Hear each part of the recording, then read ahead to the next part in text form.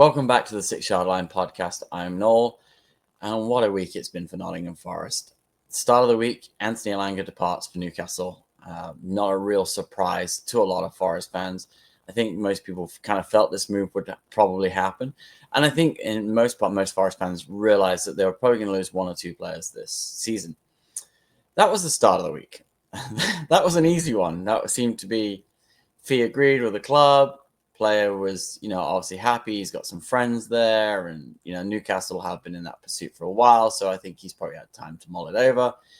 And at the end of the day, Forest made a good profit on a Manchester United purchase. Man United made a bit of money on the deal as well, and it was kind of like you can kind of replace Anthony Elanga. I think he was one that you're like, well, wingers with pace and that can get assists and stuff like that are readily available. And again, Forest could find another project similar to Elanga. There's lots of them, that need to rebuild their careers, especially at Manchester United. So I don't think anyone was really worried about that. And I don't think anyone really kind of, there's a lot of unhappy fans about it, but, players come and go and you kind of just accepted it was inevitable. So then rolls on to Thursday. And my day started on Thursday with Sean, my co-host, sending me a screenshot on WhatsApp of a rumor that Spurs are interested in Morgan Gibbs-White. I'd seen the day before that there was still a bit of interest from Man City. And I was kind of like, okay, yeah, there's a bit of paper talk. It's not really anything concrete. I then went to work. And by the time I got to work, Sean sent me the update with the Fabrizio Romano, here we go. And I was just stunned and shocked and what? Why? How much? And then I see the fee, 60 million. I'm like, that's really cheap. Like I know some people are quoting, he's worth 100 million, he's worth 95. I saw Talk Sport was saying that they think he's between 80 and 100. I generally don't. I do think he's a 70 million pound player right now. But, with a player like him, you want 70 million plus maybe a sell-on percentage, 10, 15%, not too dissimilar to kind of what Elanga deal was with United. And so 60 million was really cheap. And then, you start reading and find out there's actually a buyout clause. And the buyout clause is only 60 million. And then you start to do the math, like, why would you put a buyout clause at 60 million if we paid 40 million for him? It seems rather low. And then there's kind of some information that kind of gets leaked out that there's the release clause was triggered because everything that had to release the release clause was triggered correctly by Spurs.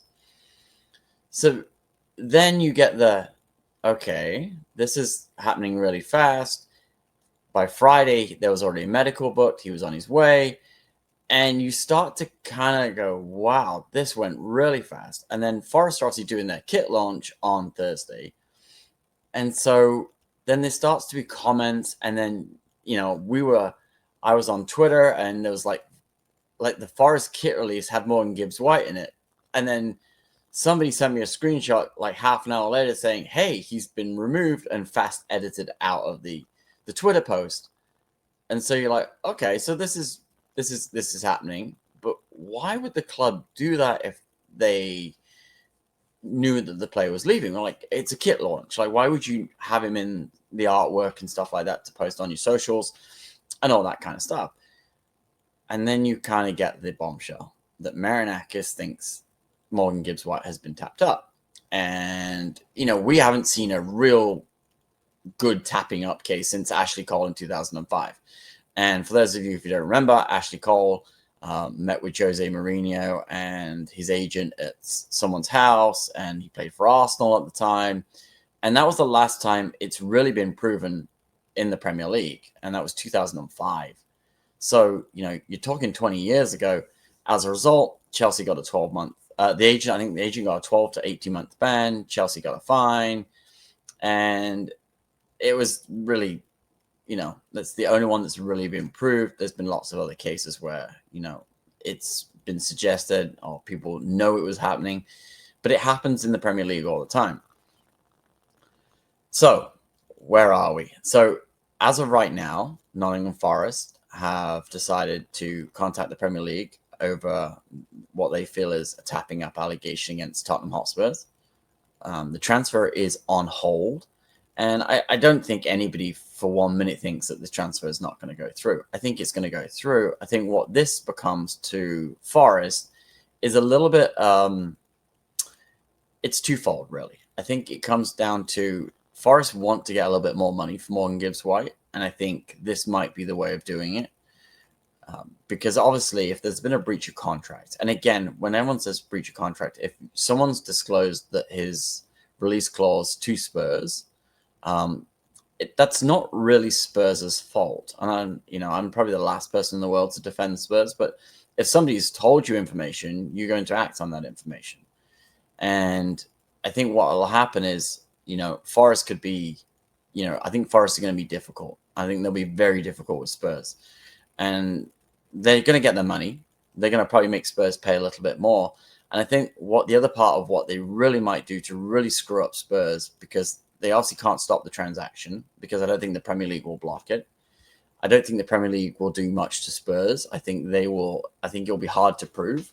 As much as I would like Spurs to get a 12-month transfer ban, we're quite happy with that. But that's not going to happen. I think Spurs might get a fine and a slap on the wrists, but Spurs don't care. Daniel Levy doesn't care. I do think what'll happen is, though, Forest might make Spurs pay the entire amount up front. And that's normally not something that's done in transfers. I think if most people kind of look at what the deals are, let's take Cunha, for example, who's just moved to Manchester United. The way his buyout release clause worked is if you trigger it, you have to pay a third of it up front now, the next installment next summer, and then in the third year, you have to pay the remaining balance. And I think that's kind of what normally happens in that. Like, let's say, for example, the Neymar to Barcelona PSG transfer.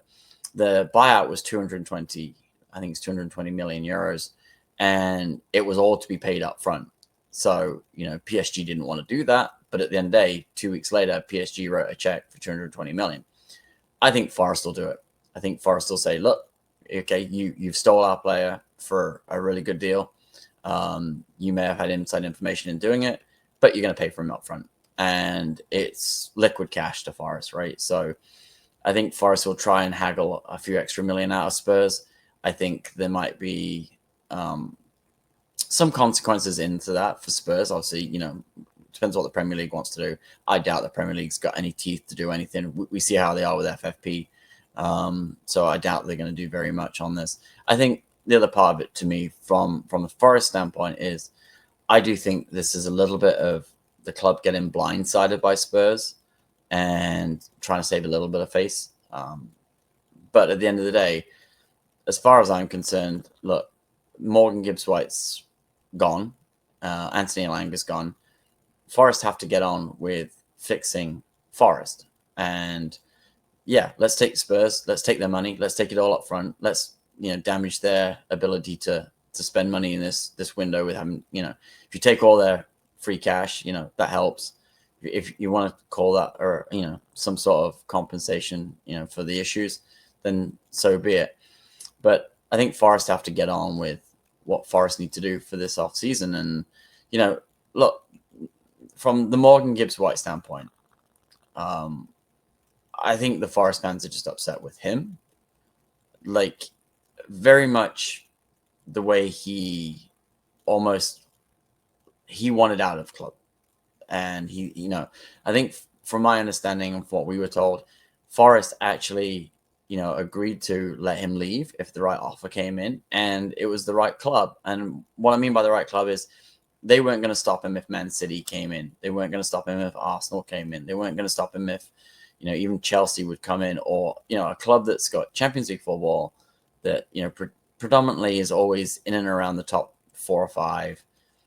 Even Newcastle, I think. And I don't think Forest felt, and I think Marinakis particularly has made this kind of hints in that he doesn't think Spurs, are a club that you should leave Forest for. And, I think you ask any Forest fan, I don't think they'll think that either. Obviously, we saw Brennan Johnson there last year, but that was more about just trying to balance the books than it is who we went to, and Spurs were willing to pay what we were asking. So, at the end of the day, I think that was kind of what it is.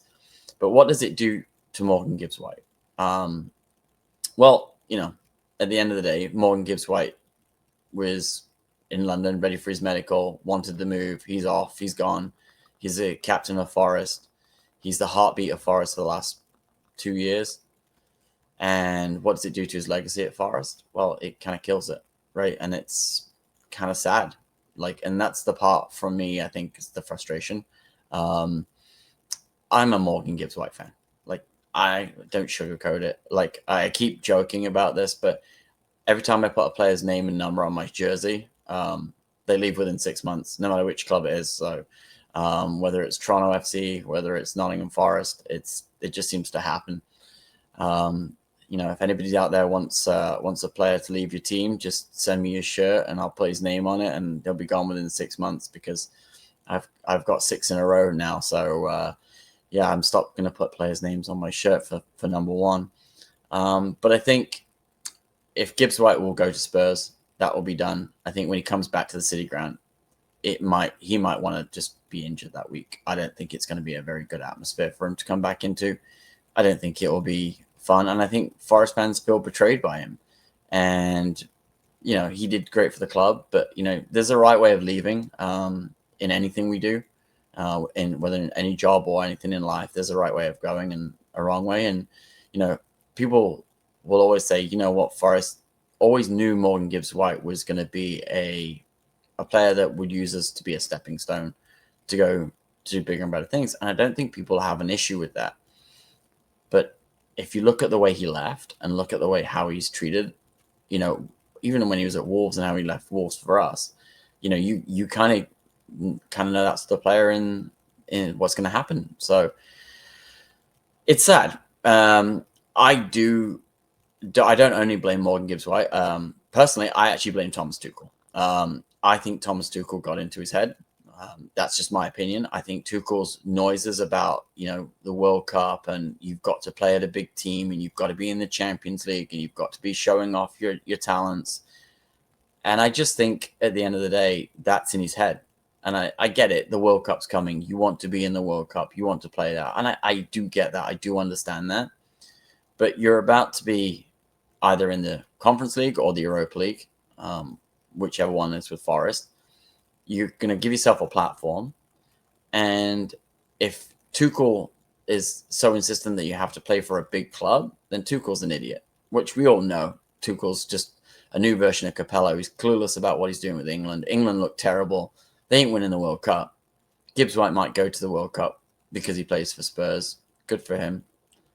But at the end of the day, I don't think England's winning that World Cup because Tuchel's an idiot. And as far as I'm concerned, Morgan Gibbs-White he created something special in Nottingham. And I'm sad for him because he just blew it not leaving the right way. And I think at the end of the day, Forest are going to do what is in the interest of Nottingham Forest. And for all those people that bash Mr. Marinakis, he's passionate about this club. He understands what this club means. He understands what being a Forest fan is. He understands that, you've got to do the best for your club at all times. And, he's going to do that. And I don't think the Premier League likes Mr. Marinakis. I certainly don't think the top 6 clubs like Marinakis, the Cartel 6, as everyone calls them. I don't think they like him because I think he upsets the apple cart. And I think you need more of those owners in this league to do these kind of things because, as much as everyone's saying, well, tapping up players is normal. Well, the likes of Crystal Palace, the likes of Fulham, the likes of Brentford, Brighton, all these teams that are trying to move forward and to try and go up the league and to try and break some of that top 6 dominance.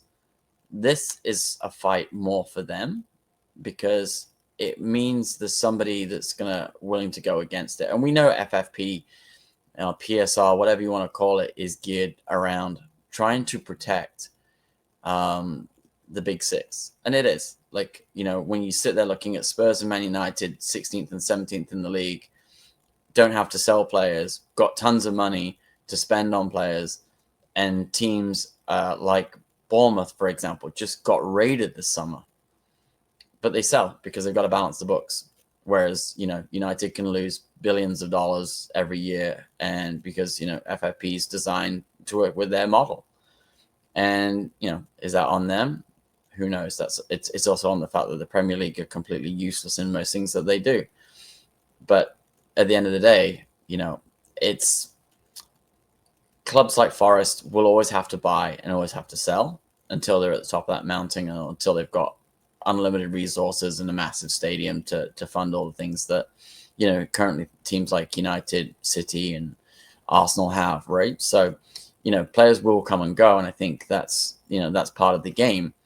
I do think, though, the biggest thing is, like, from a Forest standpoint, I think it's just the way, a guy that 4 months ago, sat there talking about, there's not many places he wants us to go. This is his home. This is his thing. This is his club. The first offer, and he's like, see ya, peace out, I'm done. And it just leaves a really bad taste in the mouth. And, you kind of just, it's sad. It's really sad. And I think at the end of the day, Forest now needs to just get what they can from this deal, salvage what it can. And I think Forest will learn a lesson. I think you'll see some really high release clause put in Forest players' contracts. And again, I think Forest, from their standpoint, they also need to learn the fact that, look, at the end of the day, when a player like Morgan Gibbs-White is doing so well, offer him a new contract, put in a higher release clause, give him more wages, pay him a bit more money. And then if somebody does want him, then you are in the controls of the negotiations. And I think that's kind of where it has to go. And it's a business as well. I'll be honest, and my last thing on this is, look, at the end of the day, if you asked me to record this on Thursday, Friday, maybe even yesterday on Saturday, I think I would have still been angry. I still would have been far more passionate about this, far more anti-Spurs on this. But I've also had time to kind of look it over, and from all angles, like, look, it's not right. It's not good. The fact that if somebody has leaked confidential information, then they need to be held accountable, because effectively it is insider trading. And, if you do that in any other walk of life, you end up in prison. That's not going to happen in this case, but that's generally what, if you've got information and relates to, saving millions of dollars, which in this case, Forest are talking to City at 70 million and then Spurs sign him for 60, you're 10 million short. Well, the agent's still going to get paid. Morgan Gibbs-White's going to get double his money contract. Spurs save 10 million. And, in most common walks of life, that's not necessarily something that's going to go down too well with people. But at the end of the day, Forest fans need to just, hope the club has got a backup plan. I was looking to see kind of like who can replace Morgan Gibbs-White. And it's a hard thing to replace. He really is a hard thing to replace. His work rate, his effort. He's very much a box-to-box player. Defensively, he's very sound. Attacking, he's very good. But I think there's players out there you can go and get. I think there's players that certainly from an attacking standpoint, and Forest do need to evolve this year. McAtee at Man City, absolutely would take a swing at him at 40 million. Harvey Elliott at Liverpool. Again, there's players, we've done well with former Liverpool trainee players and players coming through Liverpool's youth system. So I think, if you've got, let's say, 120, 130 million from the Elanga and Gibbs-White sales, I think you've got money to go and buy a few players and really help the team grow. And you just have to move on. Unfortunately, it's a bit of a betrayal, but what can you do? This is how it goes. This is football. Unfortunately, Morgan Gibbs-White made his bed. And, unlike Brennan Johnson, when he comes back to the City ground, I don't think the reception will be as nice. But thanks for watching. Thanks for listening to me rant. And like and subscribe, follow us, and we'll see you shortly.